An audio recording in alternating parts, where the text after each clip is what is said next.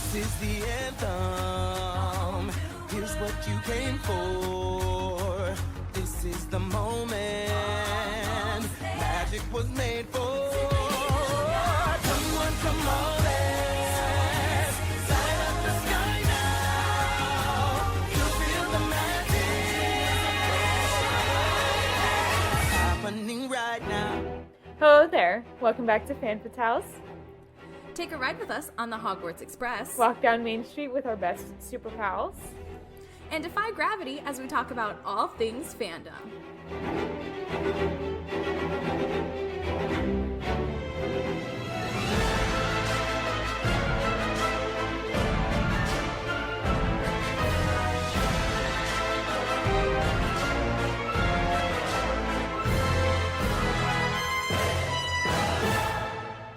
Hello, and welcome back to Fan Fatales, a member of the Real Fans Podcast Network. I'm Emma.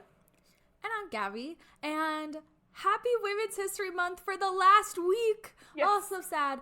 Of but 2023 for this, at least. yes, just for 2023. Don't worry, we have already so many planned for next year. But for the last episode for this year, we're going to talk about the real life women that inspired the Dora Milaje and their history in the comics as well. Yes. So should we get started? Yeah, go for it.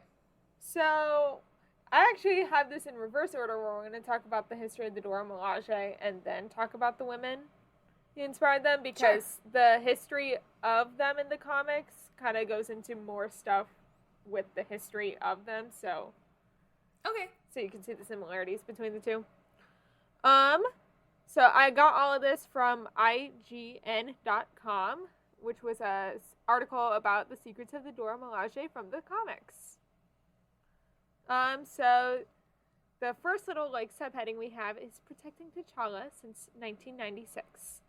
Black Panther has been a part of Marvel Comics since 1966, but the Dora Milaje did not appear until 32 years later. Christopher Priest's iconic Black Panther run introduced the King's personal bodyguards in the first issue. Dora Milaje means adored ones in Wakandan, which is revealed in the first couple pages, and the warriors were chosen as representatives of their tribe, which was considered a great honor. The Dora Milaje spoke the Hausa language with their king and among themselves. And, Nakia Shuku? Is that how you say it? I think so. And Okoye, who we know.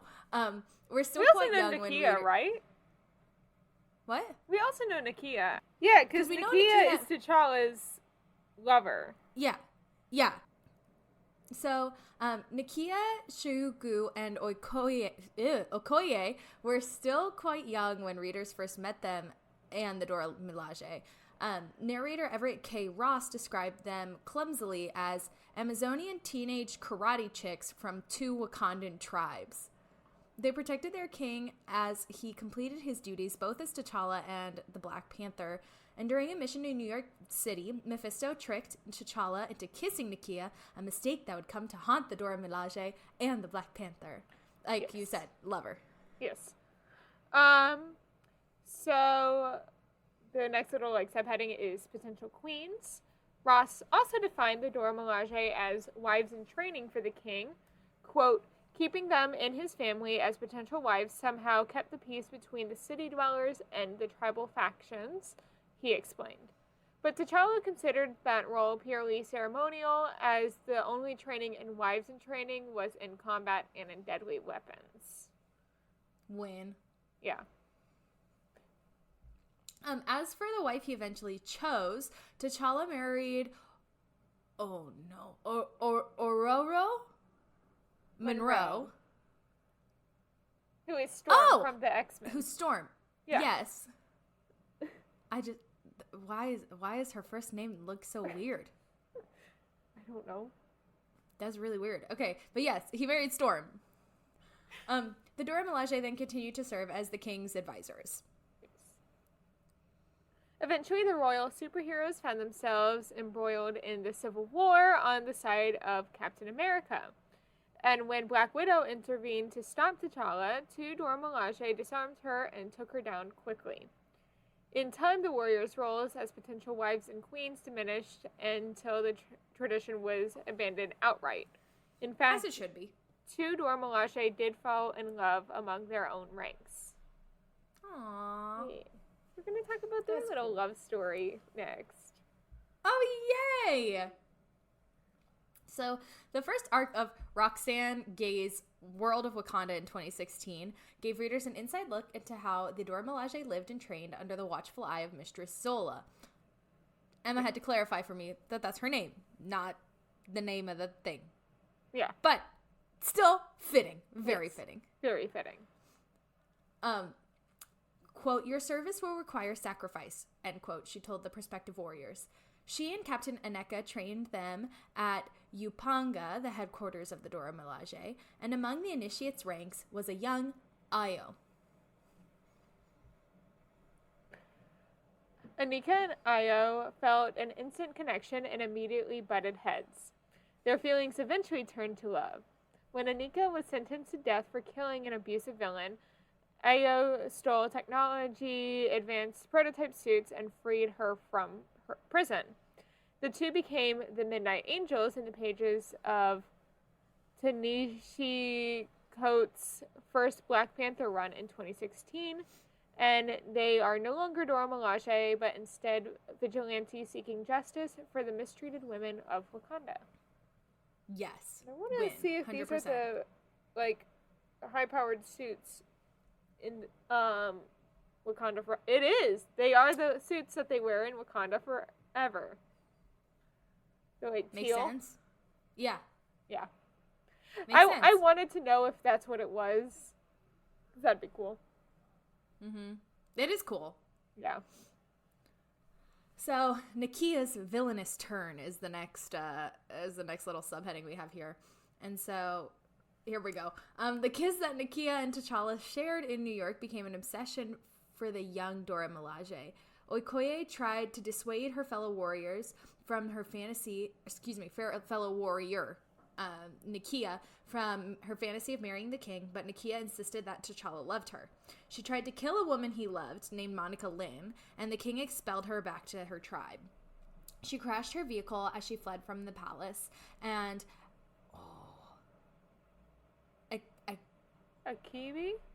Akibi? Yeah, that's what I was gonna say. An enemy of T'Challa captured and tortured her. Eventually, Nakia was saved and transformed by none other than Eric Killmonger. Yep. She adopted the name Malice and sought to claim T'Challa solely for herself. Broken mentally, but enhanced with superhuman strength and reflexes. That kind of sounds, Winter Soldier-y. That's what I was thinking. I was all, Bucky? Malice also had access to an herb that could brainwash men to do her bidding. Okay, kind of love. Yeah, same. I didn't want to say that and be, like, weird, but, like... But, like, same. also, kind of love. That's kind of cool. I love.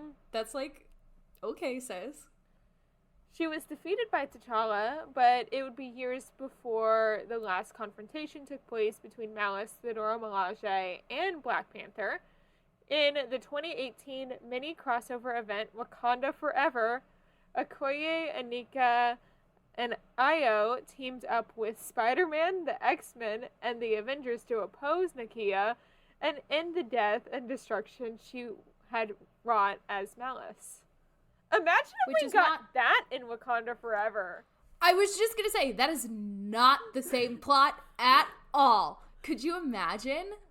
I'm sorry, but Spider-Man, the X-Men, and the Avengers Plus the Dora Milaje teamed Plus- up. to oppose what I can only assume Nakia and Eric Killmonger. Yeah. Down. I wish we got that. Yeah. Not that Wakanda Forever Not that wasn't Wakanda good, Forever wasn't amazing. because it was. Because it was. Yeah. It was great. And Angela Bassett got snubbed at the Oscars, just saying. Just saying. But congratulations to the costume designer. Yeah. She won. And Jamie Lee Curtis, I guess. Yeah. But anyway, Nakia finally faced her king, and to her shock, T'Challa apologized for failing her so many years ago. Nakia came back to the Dora Milaje and fought alongside them for one last time, and she died shortly after. Could you imagine a man apologizing? Whoa. I know, right? Especially, like, in power? Whoa. Yeah. Especially for something, like, that deep. Yeah. Like that's, like, a pretty big deal. He recognized that, like, his actions affected her.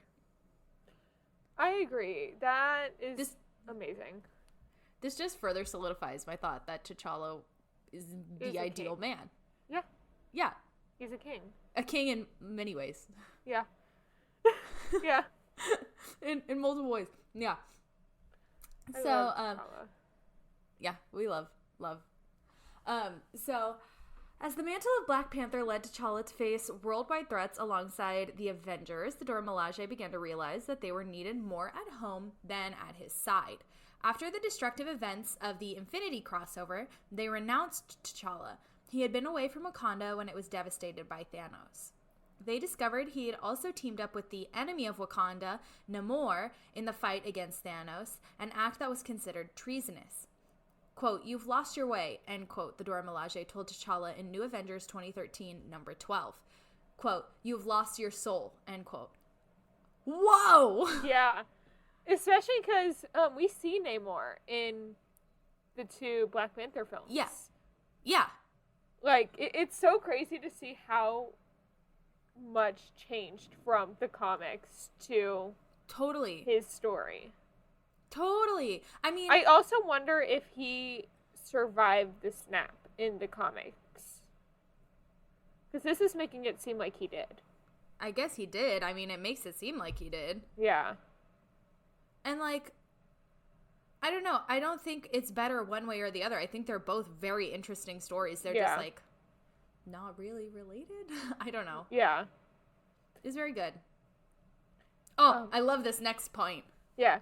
The Dora Milaje pledged their allegiance to Queen Sherry and his place. In time, Black Panther made peace with Anika and the Dora Milaje as Coates' first Black Panther run concluded. T'Challa proposed a new constitution and a new form of democratic government for Wakanda. He would remain king, but to represent the nation, not to rule it as a tyrant. And one Dora Milaje had stayed at his side through it all, which was Okoye. General Okoye. Of course. Of course. We see this in Black Panther. Like, yeah. But she became the leader of the Agents of Wakanda in Black Panther and the Agents of Wakanda 2019 issue number 1. The team was put together by Black Panther to gather intel for the Avengers and handle any immediate threats. Even when leading an unusual lineup with Wasp, Mockingbird, Man-Wolf, and more, Okoye's heart remained true to her king and Wakanda above all else. Aw. Yeah. I just love that we're getting some Wasp content in our Black Panthers episode. Right? Like, Love her. yeah. And this Love is Hope. almost kind of like these like unusual team-ups and lineups that I've seen in this kind of remind me of some that happen in DC that are started by women. There's one that they completely changed when making the movie called The Birds of Prey, which was started by actually Oracle or Barbara Gordon herself. And it was just like all these women fighting together. In a But in cheesy the movie, Infinity War Endgame style sequence. I liked Birds of Prey. Yeah. Birds of Prey, of course, it's Harley Quinn, Poison Ivy. Yeah. Or not Poison Ivy in No. the movie. It's Poison Ivy also joins the Birds of Prey in the comics, which is why I said that. I can't remember any other names, but I could like see the squad. Yeah. But I don't know. I saw it a long time ago when it first came out, and then I was like, okay. Yeah. The costume designer did a great job. Yeah. Love the costume designer. Yeah. Okay. So Dora Milaje, they were based on this group of women called the Dahomey Warriors or the Dahomey Amazons. Just depends on what article you're reading about them. So, Okay. shall we get into their, history? Yeah. Holy smokes, this is a lot. Yeah, it's about 2.5 pages of their history. Yeah. Love it. Yeah. Western observers and historians named them due to their similarity to the mythical Amazons of ancient Anatolia and the Black Sea. The third king of Dahomey is said to have originally started the group, which would become the Amazons, as a group of elephant hunters called the Gebeto. Mm-hmm. Sure. And European merchants recorded their presence. According to tradition, the king's son, King Ajaja, successfully used them in Dahomey's defeat of the neighboring kingdom of Savi in 1727. The group reference as Mino, meaning our mothers, came from the male army of Dahomey. From the time of King Gezo, Dahomey became increasingly warmongering. He placed great importance on the army, increasing its budget and formalizing its structure from a ceremonial to a stern military. Gezo recruited both men and women soldiers from foreign captives, though women soldiers were also recruited from free Dahomean women, some enrolled as young as 8 years old. Yeah. Some women... Go ahead. Some women in Fawn society became soldiers voluntarily, while others were involuntarily enrolled if their husbands or fathers complained to the king about their behavior. Don't love that. No. Membership among the Mino was supposed to hone any aggressive character traits for war. During their membership, they were not allowed to have children or be a part of married life. They were legally married to the king. So many of them were virgins. The regiment had a semi-sacred status intertwined with the Fawn belief in Vodun. The Mino trained with intense physical exercise, and they learned survival skills and indifference to pain and death, storming acacia thorn defenses in military exercises and executing prisoners. Wow! Yeah. Discipline was emphasized. Serving in the Mino offered women the opportunity to, quote, rise in positions of command and influence, end quote, in an environment structured for individual empowerment. The Mino were also wealthy and held high status. The Mino took a prominent role in the Grand Council debating the kingdom's policy. From the 1840s to the 1870s, when the opposing party collapsed, they generally supported peace with Abeokuta and so. stronger. I think so. I think that's the best I'm gonna get. We try. You guys have no idea. We try so hard to make sure we say these names right, and Google just doesn't help sometimes. No. It's we look and we search, and sometimes it just, you gotta go. So yeah. I hope it doesn't come across as being disrespectful, because that's not the intention. We can't find anywhere to say things properly. It's fine. So they generally supported peace with Abeokuta and stronger commercial relations with England, favoring the trade in palm oil above that in slaves. Because yes, goods are much better than people when you're saying. This set them at odds with their male military colleagues. Apart from the council, the annual customs of Dahomey included a parade and review of the troops, and the troops swore an oath to the king. The celebrations on the 27th day of the annual customs consisted of a mock battle in which the Amazonians attacked a, quote, fort and, quote, captured slaves within.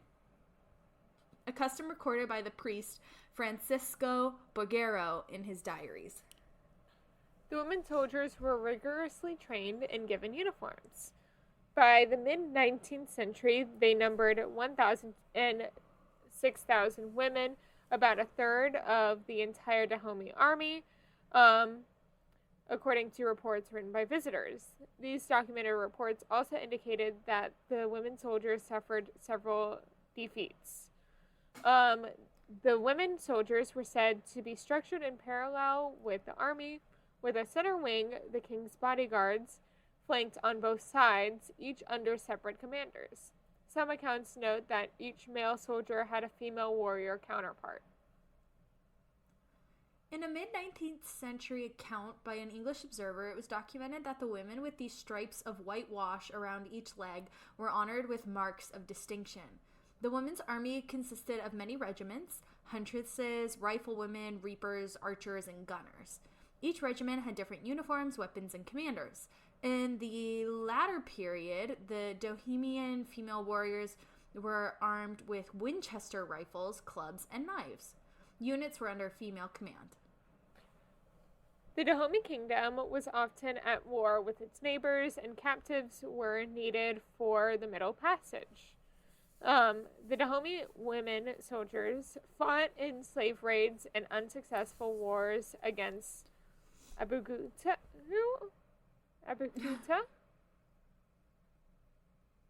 European intrusion into West Africa gained pace during the latter half of the 19th century with the 1884 Berlin Conference.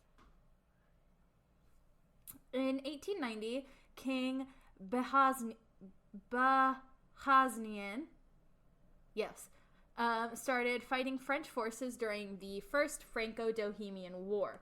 European observers noted that the women, quote, handled admirably, end quote, in hand-to-hand combat, but fired their flintlocks from the hip rather than firing from the shoulder. The Amazonians participated in one major battle, Cotonou, where thousands of Dahomey, including many Amazons, charged the French lines and engaged the defenders in hand-to-hand combat. Despite the compliments given to them by the Europeans, the Amazons were decisively crushed, with several hundred Dahomey troops being gunned down. At the same time, reportedly 129 Dahomey were killed in melee combat within French lines. By the end of the Second Franco-Bohemian War, special units of the Amazons were being assigned specifically to target French officers. After several battles, the French prevailed and ended the independent Dahomean kingdom. The French soldiers, particularly of the French Foreign Legion, were impressed by the boldness of the Amazons and later wrote about their incredible courage and audacity in combat. Against a military unit with decidedly superior weaponry and a longer bayonet, however, the Bohemian Amazons could not prevail. During a battle with French soldiers at Ageron? Aegeon? Adijon.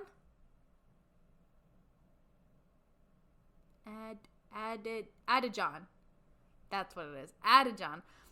On October 6th, during the Second War, the bulk of the Amazon Corps was wiped out in a matter of hours in hand-to-hand combat after the French engaged them with a bayonet charge. Troops were disbanded when the kingdom became a French protectorate. Oral tradition states that some surviving Amazons secretly remained in Abomey afterwards, where they quietly assassinated some French officers. Other stories say the women pledged their services to protect Ujoli Agbo, the brother of Behanzin, disguising themselves as his wives to guard him. Some of the women married. Go ahead, you go. I talked a lot. Some of the women married and had children, while others remained single. According to a historian who traced the lives of almost 24 ex-Amazons, all the women displayed difficulties adjusting to life as retired women, often struggling to find new roles in their communities that gave them a sense of pride comparable to their former lives. Many tended to start fights or arguments that frightened their neighbors and relatives. Between 1934 and 1942, several British travelers in Benin's capital of Abomey recorded encounters with ex-Amazons, now old women who spun cotton or idled around courtyards. An unknown number of women are said to have trained with the members of the Dahomey Amazons after they were disbanded, continuing the tradition, yet never seeing combat. Around 2019, Black Panther's Lupita Nyong'o, the actress who played Nakia, interviewed one of those who is still alive for the TV documentary Warrior Women with Lupita Nyong'o. In this documentary, Nyong'o got to meet Lali de Souza, who shared stories of her grandmother, who was a member of the Dahomey Amazons. The documentary film began with Lupita Nyong'o narrating about her experience working on Black Panther and how the movie has impacted a global audience. Yet she knows very little about the Ahosi or the Dahomey Amazons, even though they inspired the Dora Milaje.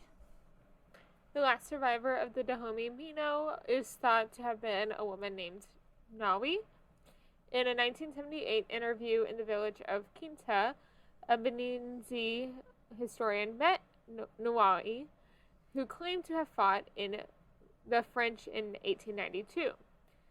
She died in November of 1979, aged well over 100 years old. Wow. Yeah. It's That's crazy so cool. that, like, this all happened so close that, like, Lupita was able to talk to someone who's the granddaughter of one of these women. Yeah. That is a pretty, like we're talking about the 19th century, but, like, Yeah. I mean, it's still a pretty big deal. What, 1934, 1942 is when they were already disbanded? Yeah, well disbanded. Yeah. So it's kind of cool. Yeah. Very, very cool. I think they're pretty awesome. Same. Plus, like, the way they're represented in the films is so nice. Like, they're represented in a lot of other media, too. Totally. It's just Black Panther's the most mainstream of these.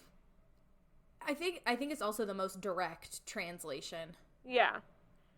I think yes, the Amazons of, like, Wonder Woman. Yeah. Absolutely. Some aspects, but yeah. I think there's other aspects taken from, like, Roman culture and, like, right, like we've talked about before. Greek and Roman. Yeah.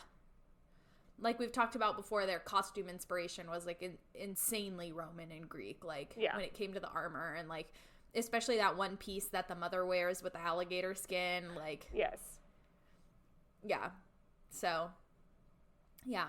But still, I think this is very cool, and it's awesome to know, like, a little bit of history behind, you know, who are considered, like, some of the greatest warriors in the Marvel universe, and at this point in time they were the most profound in the world when they were around. I mean, think about it. How common do you hear about, you know, in the 19th century, a group of women warriors? Like, that Never. didn't happen. No.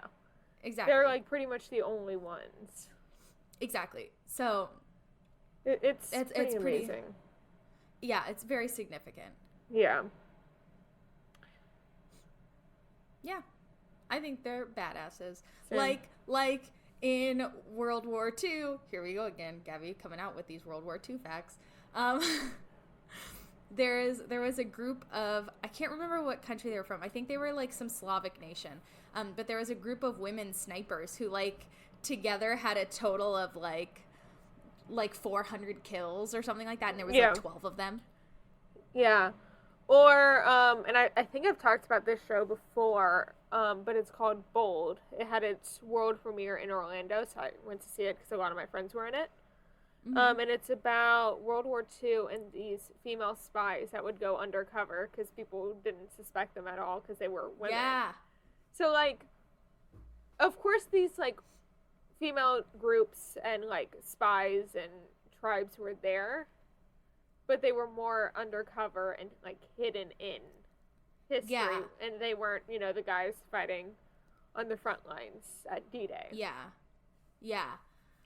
I think it's important to acknowledge and recognize that these were women who literally were in combat. In combat, sacrificing their Well, lives. Yeah, easily 200 years before it happened in the rest of the world. Yeah. Like, it wasn't until, like, the 70s that there was a woman in the, like, army, like, fighting front lines. Don't quote me on that. But it's, like, it's like, within the past 50 years. It's still pretty new. Yeah.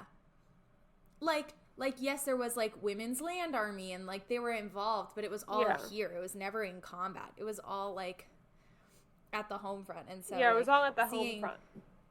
Yeah, and talking about, like, women who actually, like, traveled and went and, like, were in combat. It's I think that's why, again, Bold, like, had such an impact, because I didn't know about these women who were spies. Yeah. Fighting kind of the front lines, too. Yeah. It's very cool. I think this is a great way to end Women's History Month by talking about these... I think so, too.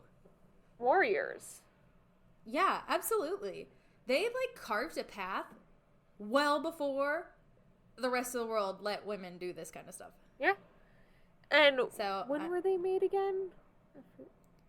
Like 1727. There you go, 1727. Oh boy. They were around pre-America. Yep. By like as a government, yeah. As our own nation, not as a... Yeah, not as a colony. Yeah, not as a colony. But yeah, they've been around a long, long, long time. Like I've been watching Outlander recently, and it's like all about like the Jacobite Revolution, and it starts around this time. Wow. It takes place around this time, and it's very interesting to see like the role of women depicted, and like they're just supposed to be taken advantage of, and like they are supposed to let men take advantage of them and not fight back, and like, but then it's their fault if it happens and their husband can leave them, right? Like it's just like bizarre. And I mean, we were talking about the women that inspired all these Broadway musicals last week, who like we were talking about the six queens who would have been right around this time. Yeah. And seeing them as, I don't want to say defenseless, because they all had their own battles to fight. But there wasn't really much they could do. But there wasn't, Like, at the end of the day, they were just women, in quotes, you know? So, I am very appreciative for women like the Doheny warriors who kind of flipped that on their head. Yeah. And, paved the way for us to be where we're at today. Yeah. Very cool. So shall we get into this fandom news? Yeah. This is going to be such a short episode, my guy. Like, just about to say that. This is only going to be like a 40-minute episode, cutting out all the flubs and stuff. Yeah. Wow. So anyway, Lucas Hedges and Mike Fast will be making their West End debuts in Brokeback Mountain at Soho Place. A Beautiful Noise, the Neil Diamond musical, will embark on a North American tour in 2024. Disney Speedstorm launches in early access on April 18th for PC and consoles. Find out what's in store when you hit the racetrack with some of your favorite Disney and Pixar characters. The latest Disney 100 collection has arrived on Shop Disney. The 1930s, an infamous era for Disney that brought us Snow White and the Seven Dwarfs, the band concert, and more, is the latest to be featured in the Disney 100 Decades collection. Danny DeVito will return to Broadway in Teresa Rebeck's I Need That with Roundabout, New York City. Anne L. Nathan and Paolo Montalban will join the cast of Funny Girl on Broadway. Anne Hathaway and Michaela Cole will star in a new pop music film from A24, Mother Mary, with original music by Charlie XCX and Jack Antonoff. The Room on Broadway's producer has released a statement after the announcement of it being postponed indefinitely. What did it say? What did the statement say? I don't remember. It was like basically like kind of like we don't have enough money, all this stuff. And I think their producer was supposed to be the same guy that did the Paradise Square that like had that whole issue. Shameless. So it was a different producer releasing a statement being like, since he had to pull out, we didn't have enough money to got screwed. put it on and got screwed over. That sucks. Yeah. Man. Yeah. Hours of operation at Disney's Hollywood Studios have been extended for the first 2 weeks of April. Hurtle through hyperspace with the return of Hyperspace Mountain, plus touchdown in a faraway galaxy filled with epic encounters, exciting flavors, and more during Star Wars month, returning to Disneyland Resort May 1st to June 4th, 2023. We got a first look with Brandy as Queen Cinderella in the upcoming Disney Plus movie Descendants: Rise of Red. This first look also allowed audiences to see that Paolo Montalban is also reprising his role from the 90s Brandy Cinderella with the new upgrade for the character to King Charming. I love the way they did her hair. Same. I love how she's Descendants just hair is gorgeous. always beautiful. Oh, right? There is not one person in Descendants that I'm like, not cute hair. Everybody has cute hair. There were some times with the two boys in the beginning. But yeah, I liked it. I thought the videos that they posted were very sweet. Same. Of them like talking, being like, "Oh, I'm so glad you're here." Like, And thank you, the film changed my life, all this stuff. Yeah! It was adorable. So cute. Yeah.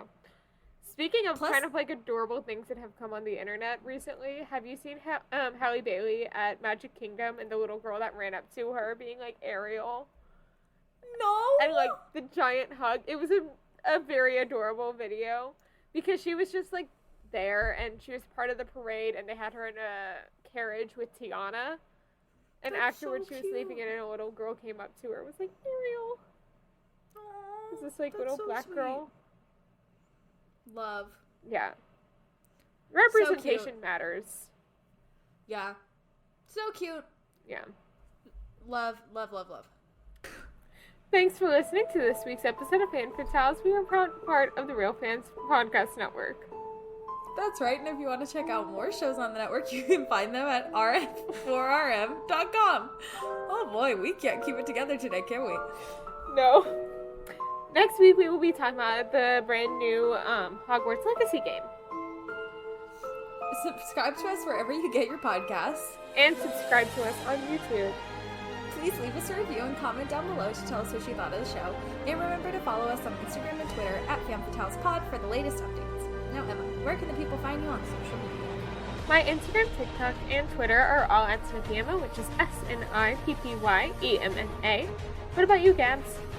I'm at Gabby Gent pretty much everywhere. That's GABYJENT. Our editing is by the wonderful Carol Linsmeyer. And as always, thanks for tuning in.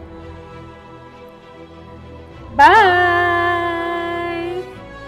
Use your Christian substitute not for the right of cooking about.